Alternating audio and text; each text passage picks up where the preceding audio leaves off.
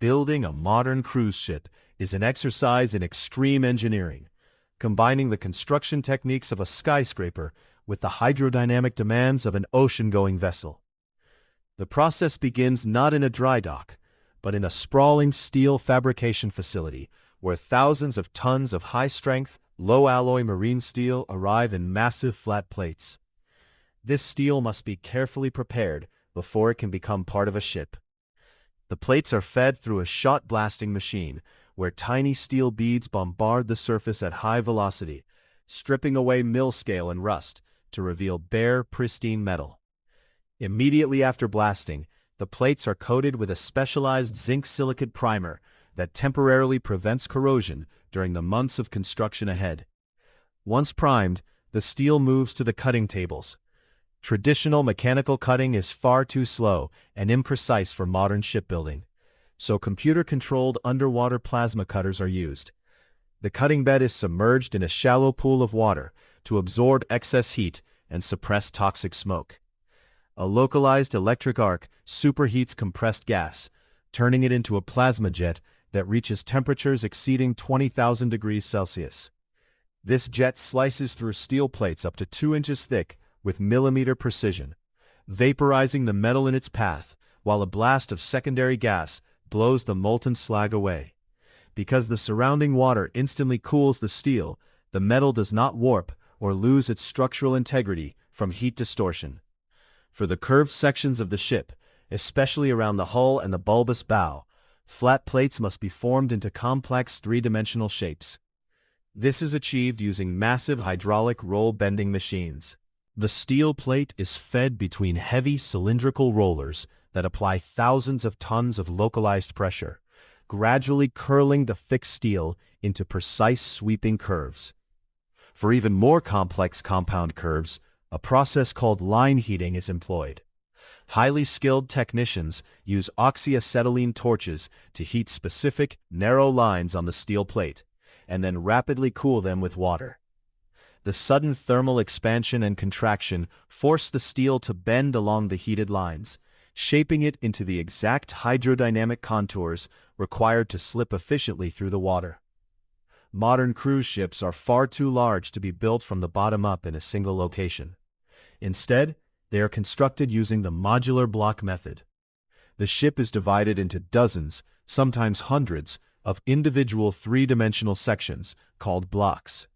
Each block is essentially a multi-story segment of the ship, complete with decks, bulkheads, and structural supports.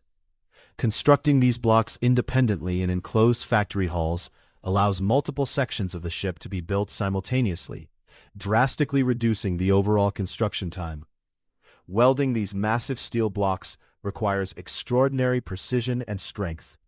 For the long straight seams that join deck plates and hull sections, automated submerged arc welding machines are used. In this process, a continuous wire electrode is fed into the joint, but the actual electrical arc is completely buried under a protective blanket of granular flux.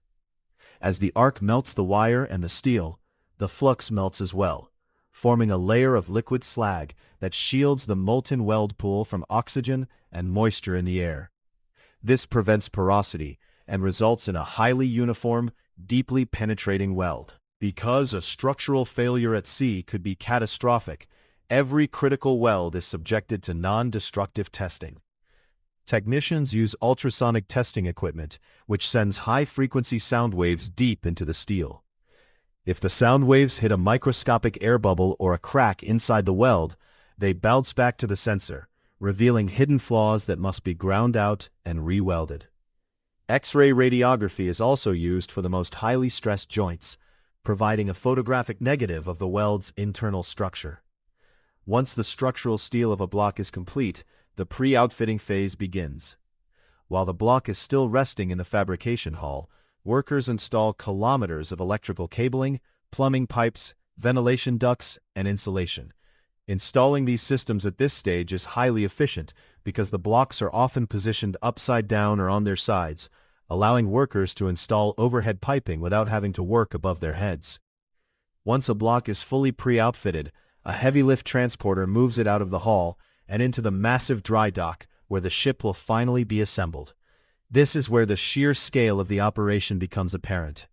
Goliath gantry cranes, capable of lifting over 1,000 tons, hoist the individual blocks into the air and lower them into the dock. The blocks must be aligned with tolerances of less than 5 millimeters. Laser alignment tools and optical transits are used to guide the crane operators, ensuring that the decks and bulkheads of one block mate perfectly with the next. Once positioned, the blocks are welded together to form larger megablocks, and slowly, the recognizable shape of a ship emerges. As the steel superstructure rises, the interior outfitting accelerates.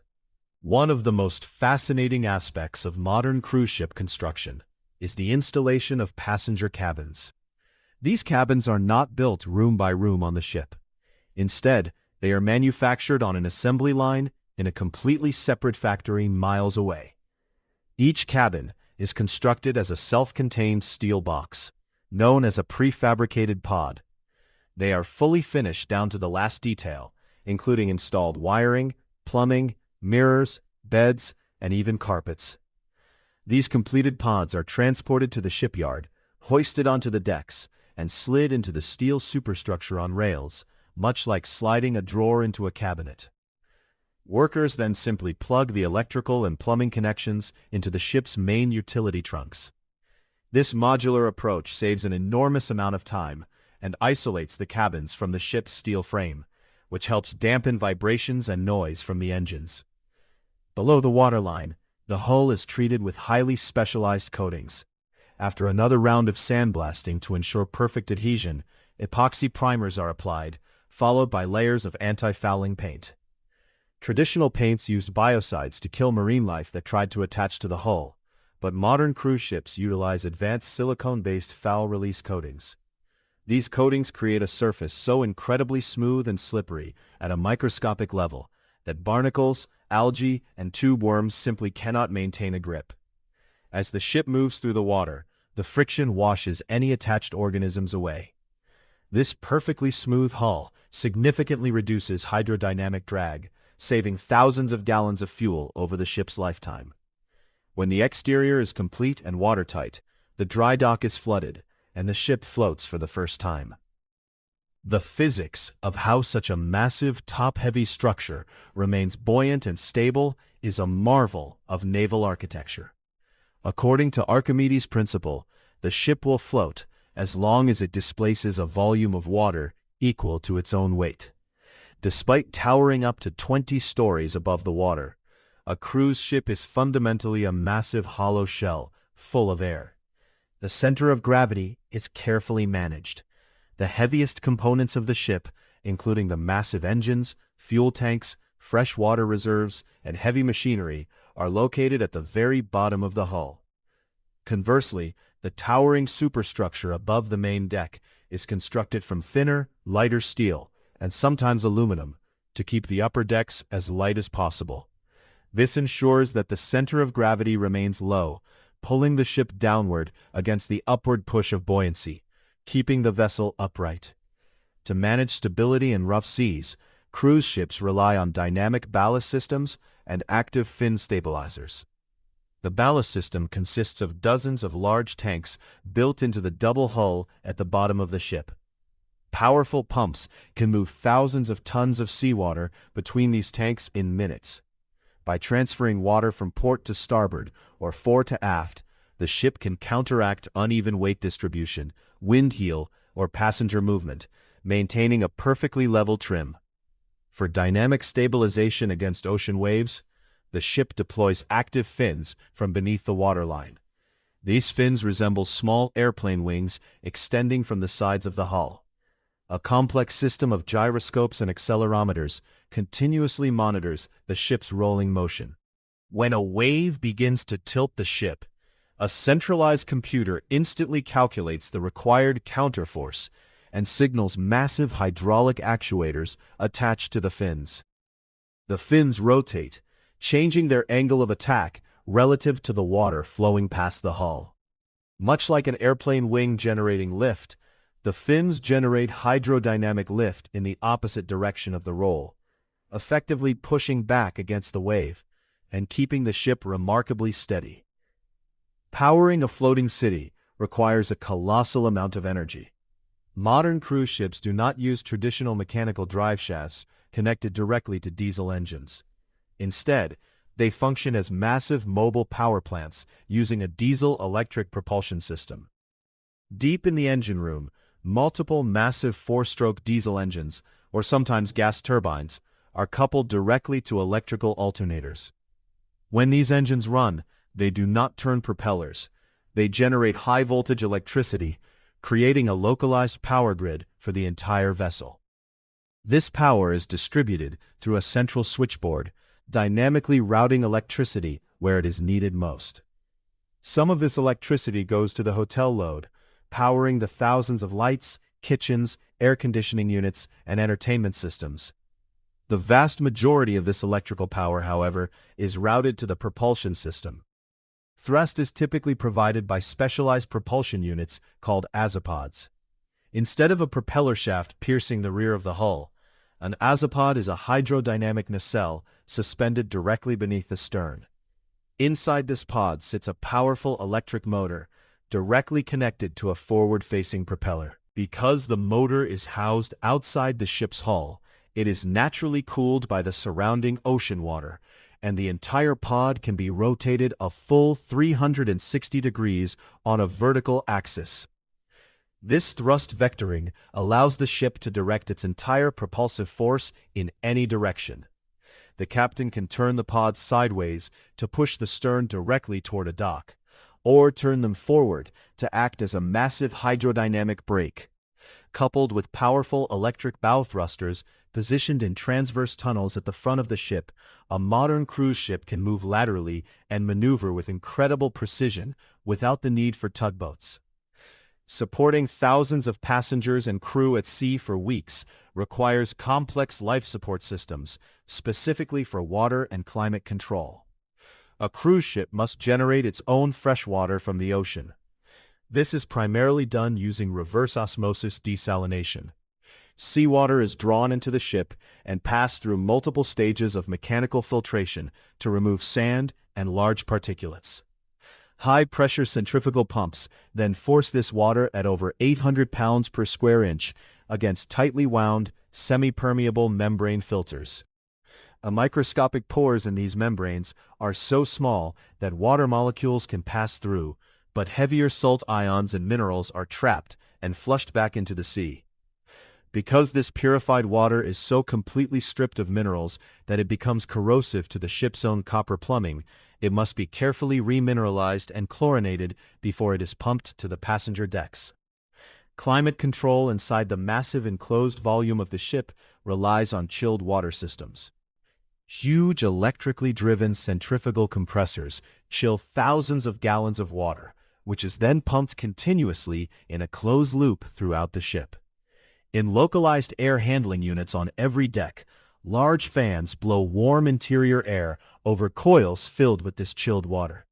The air cools down and loses its humidity as condensation, before being ducted into the cabins and public spaces.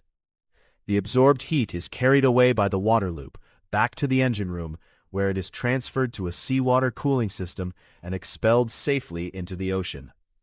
Managing the waste generated by thousands of people requires an onboard processing facility far more advanced than many municipal systems on land. Wastewater is separated into gray water, which comes from showers and sinks, and black water, which comes from toilets. This water flows into massive holding tanks and is fed into an advanced wastewater purification system. Inside a biological reactor tank, carefully cultivated bacteria consume the organic waste. The water is then forced through a membrane bioreactor that filters out suspended solids, followed by a final pass through intense ultraviolet light chambers. The ultraviolet radiation destroys any remaining pathogens or viruses by scrambling their DNA. The resulting water is so clean that it often exceeds international environmental standards before being discharged into the open ocean far from shore.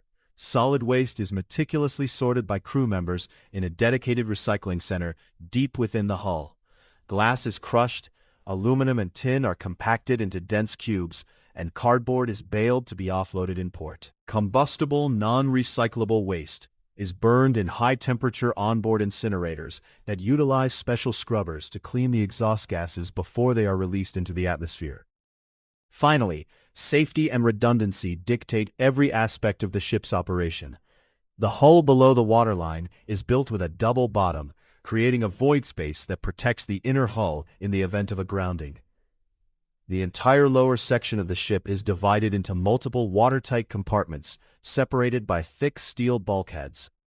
In the event of a localized hull breach, massive hydraulic watertight doors slide shut, isolating the damaged section and ensuring the ship retains enough buoyancy to stay afloat.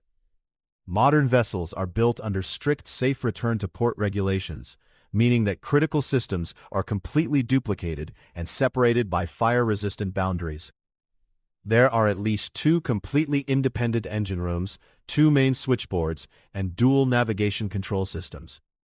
Even if an entire fire zone or machinery space is completely disabled, the ship has the autonomous capability to generate power, maintain life support, and propel itself safely back to land.